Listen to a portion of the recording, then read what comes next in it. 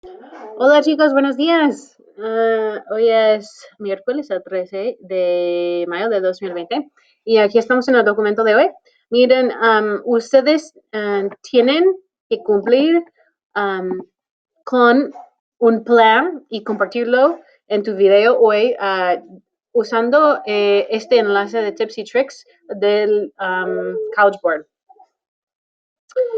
Que if you did not complete Tuesday's work, it must be completed, and so I'm going to keep it on the document. You have to download that app, and you need to do the practice. It's super important that you guys have seen the app already before test day, and it's downloaded and ready to go.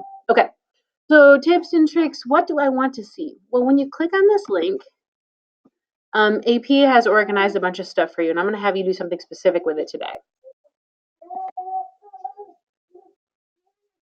It talks about developing your communication skills.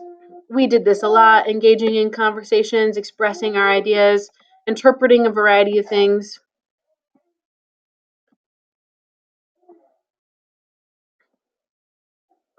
And then down here, it talks about task verbs.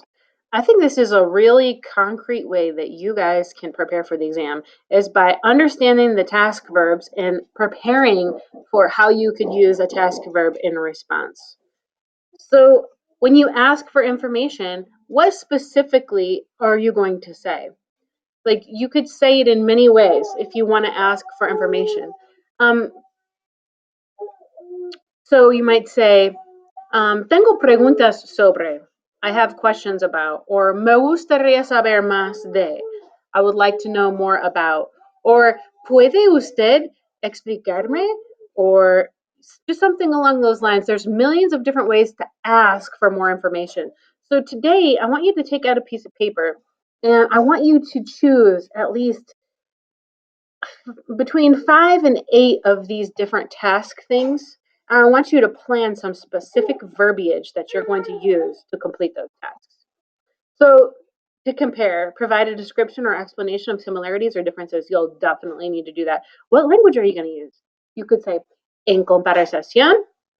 You could say, en el otro mano, on the other hand, or a diferencia que. So there's in your AP Spanish book, there's a lot of different ways that you guys can find the language that is appropriate for AP to do this task. So look through your book and the different, let me give you a specific page number for that because I think it'll be more helpful. Actually, when you're in the ensayo part, there's a lot of language you could use to do that. So, for example, it's called Nexos y Expresiones para el ensayo, but it doesn't have to be el ensayo. It could also be spoken language, especially for presentational language when you're being a little bit more formal in the speech. So that is in la página 19, and then it just continues. You're not going to have to cite any authors, so you can ignore any language that has to do with that. But just, I want you to pick between 5 and 8 of these different task verb sections to say something. So you probably don't need to hear and listen. Or sorry, you are going to have to hear and listen, but you're not going to have to like. Let me explain this better.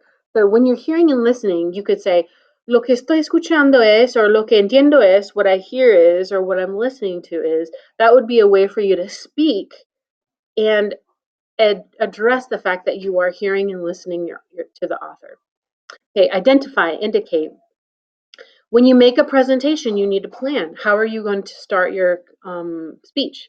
I think I gave you as an example, buenos días, hoy les voy a hablar, or hoy voy a abordar.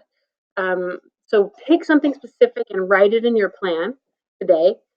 To organize, you need some organizing words. So primero, luego, segundo, transition words.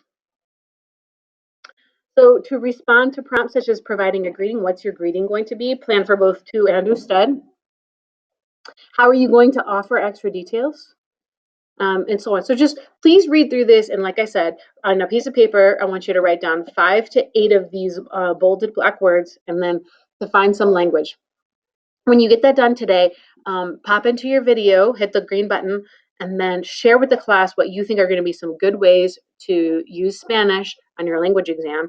And then go ahead and listen to each other's and see if you want to steal from other kids. Like maybe I'll try to say that too and write it down on your plan. And then be practicing those words all week. I think it's going to help you. You guys are going to do a great job. Okay, that is it for today. Plans with some tips and tricks from AP College Board. Have a great day. Adios.